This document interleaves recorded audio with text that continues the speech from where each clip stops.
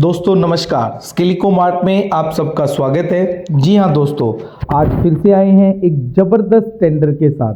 पिछली साल बहुत सारे लोगों को ये काम दिलाकर गया था और इस साल भी साल के शुरुआत में ही एक ज़बरदस्त सेंट्रल गवर्नमेंट का एक टेंडर लाइव हो चुका है, जिसे आप पूरे भारत में कहीं भी अप्लाई कर पाएंगे। जी हाँ दोस्तों, सबसे पहले जैसे कि थंबनेल से आपने जाना, इस टेंडर का नाम है पीएम दक्ष। ये स्कीम है PM Daksh, ministry of social justice and empowerment की।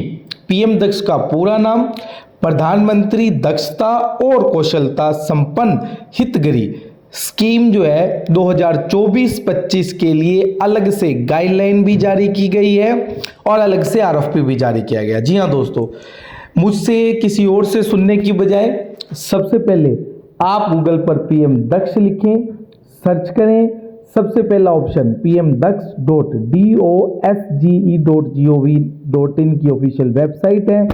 इस ऑफिशियल वेबसाइट पर आप जाएं, यहाँ पर आपको आरएफपी भी और न्यू गाइडलाइन भी। अप्लाई करते वक्त सिर्फ आरएफपी नहीं, न्यू गाइडलाइन का भी ध्यान रखें। ये 3rd नंबर पॉइंट आपकी स्क्रीन पर दिखाई दे रहा है, ये स्कीम गाइडलाइन के लिए है। और 4th नंबर पॉइंट जो दिखाई दे रहा है EYTC एम्पैनलमेंट के लिए होगा। तो ये जो वीडियो है हम EYTC एम्पैनलमेंट के लिए बना रहे हैं, परंतु आप स्कीम की गाइडलाइन को पढ़ते हुए ही इसको अप्लाई करें, अदरवाइज आप बहुत सारी चीजें छोड़ जाएंगे। ठीक है दोस्तों, क्योंकि उसमें ये बताया गया है कि ट्रेनिंग को क्या मिलेगा, ट्रेनिंग का तरीका क्या है, कौन कौन से कोर्सेज होंगे, क्या सिस्टम रहेगा, तो वो आपके लिए होगा।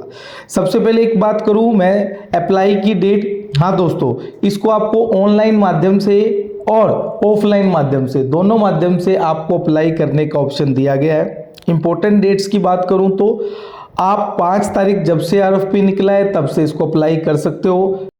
जुलाई तक आपको अपने सारे टेंडर या तो ईमेल के माध्यम से, ईमेल आईडी दी गई है, या फिर कोरियर के माध्यम से, और उसका भी एड्रेस दिया गया है। आपकी स्क्रीन पर वो मेल आईडी भी दिखाई दे रही है, pawan.bhatti83@gov.in, और हार्ड कॉपी का address room number 631 A wing Shastri भवन न्यू दिल्ली। 5:30 बजे तक आप 4 जुलाई तक इसको सबमिट कर पाएंगे। ठीक है दोस्तों, तो ये है आपकी इंपॉर्टेंट डेट्स। अगर आपको कोई क्वेरी है तो उसके लिए भी 2 ईमेल आईडी दी गई है, आप उन पर ईमेल के माध्यम से पूछ पाएंगे। ठीक है दोस्तों, अब सबसे पहले क्या क्या चाहिए एक ट्रेनिंग सेंटर्स को इसके अंदर अप्लाई करने के लिए, यानी कि सबसे पहले मैं बात करूं, कुछ डिटेल्स दी गई हैं वो आपको कंप्लीट देनी होंगी।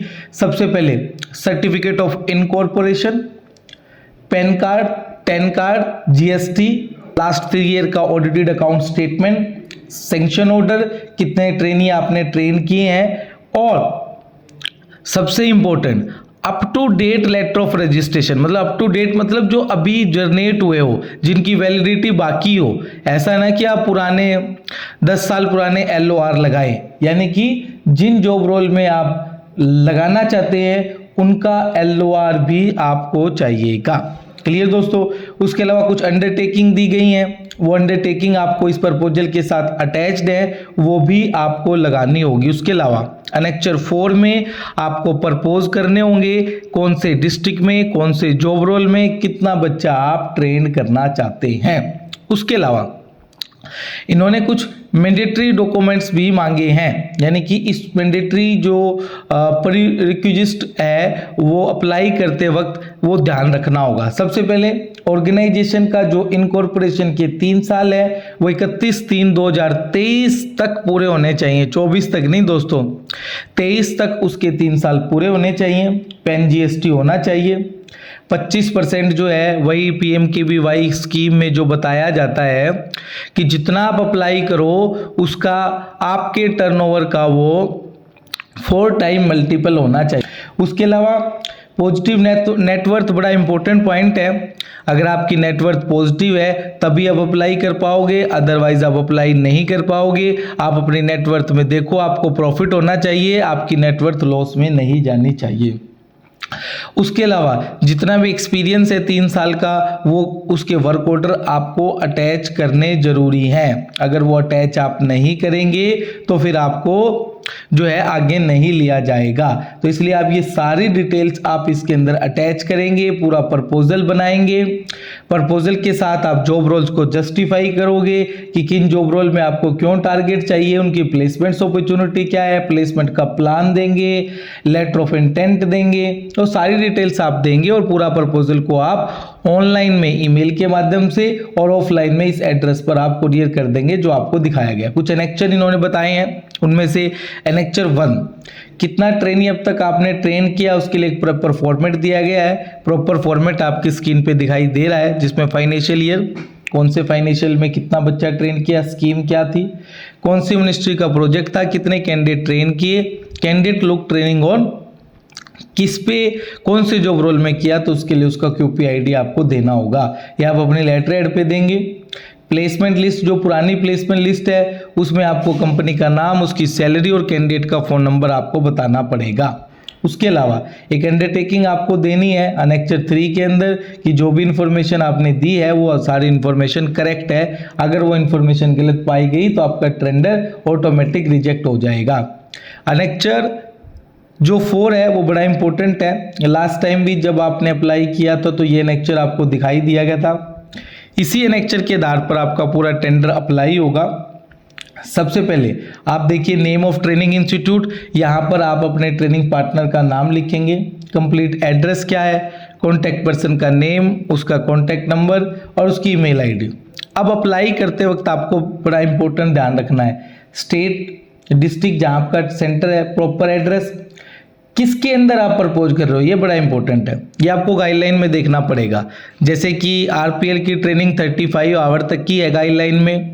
शॉर्ट टर्म ट्रेनिंग के कोर्सेज 1200 से नीचे होने चाहिए। 1200 से ज़्यादा के जो कोर्सेज हैं आवर्स की ट्रेनिंग के, वो एक्सेप्ट नहीं किए जाएंगे PM10 स्कीम के अंदर। तो वो आपको एक बार स्कीम की गाइडलाइन अच्छे से पढ़नी होगी और उसमें आपको देखना होगा कि आप अपस्किलिंग के लिए अप्लाई कर रहे हो। Upskilling RPL plus bridge course होता है जो 132 घंटे तक जाता है PMKY की स्कीम के अनुसार। यानी कि अपस्किलिंग मतलब कुछ कैंडिडेट जो ऑलरेडी एम्प्लॉयड हैं परंतु उन्हें ज़्यादा स्किलिंग की ज़रूरत है, तो उनके लिए 132 घंटे तक का एक क्रैश कोर्स करवाया जाता है जिनसे उनकी स्किल को इम्प्रूव किया जा सके। शॉर्ट टर्म ट्रेनिंग आप जानते हैं पर 1200 घंटे से ज़्यादा का कोर्स नहीं होना चाहिए, जो पिछली बार 600 घंटे था, तो आपको ध्यान रखना पड़ेगा। उसके अलावा entrepreneurship development programme EDP programme भी किए जाते हैं, कुछ 2 दिन के, 3 दिन के, 4 दिन के, 5 दिन के। तो वो गाइडलाइन में लिखा हुआ है कि EDP प्रोग्राम क्या होता है और वो कितने घंटे की ड्यूरेशन में होता है। हाँ, उसके अलावा आपका सेंटर रेजिडेंशियल है या नॉन रेजिडेंशियल है वो आपको बताना पड़ेगा। कौन से जॉब रोल में विद QP ID उसको बताना पड़ेगा।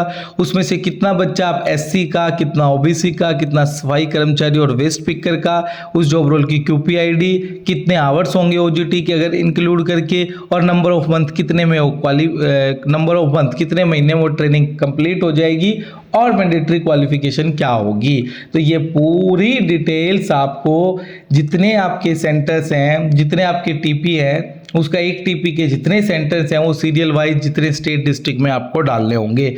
उसके अलावा अब सबसे मेन पॉइंट रहता है कि ये सेंट्रल गवर्नमेंट का प्रोजेक्ट है, इसकी पेमेंट्स की गाइडलाइन क्या रहेगी, पेमेंट्स कितना मिलेगा। जी हाँ दोस्तों, इसके अगर आप पॉइंट्स देखेंगे तो इस पॉइंट में साफ साफ लिखा हुआ है जो पेमेंट से संबंधित जितना भी सिस्टम है वो MSSDS के CNN कॉमन नॉर्म्स जो कैटेगरी वाइज, कैटेगरी 1, 2, 3 जो रेट दिए गए हैं उन्हीं रेट के आधार पर ये लोग आपको पेमेंट करेंगे।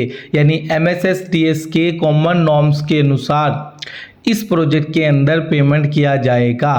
अब कुछ लोगों की क्वेरी होगी कि क्या इसको हम कौन से स्टेट में अप्लाई कर सकते हैं।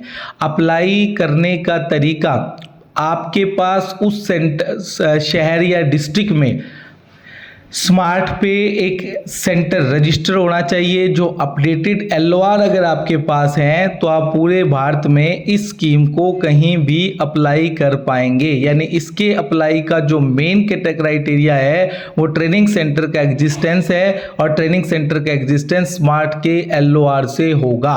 ठीक है दोस्तों, तो हो जाइए तैयार इस प्रोजेक्ट को अप्लाई करने के लिए। इस प्रोजेक्ट की अंतिम डेट 4 जुलाई है। आपको ऑनलाइन और ऑफलाइन दोनों माध्यम से आप अप्लाई कर सकते हैं। अन्य किसी सहायता के लिए आप इस वीडियो में कमेंट कर सकते हैं, उन कमेंट का आंसर दिया जाएगा और ज़्यादा से ज़्यादा लोग इस प्रोजेक्ट को अप्लाई करें और साल के शुरू में ही काम ले लें अपने ऑर्गेनाइजेशन के लिए, ताकि आप आसानी से काम कर पाएं। ठीक है दोस्तों, धन्यवाद दोस्तों। स्किल इको मार्ट के साथ बने रहने के लिए बहुत बहुत धन्यवाद।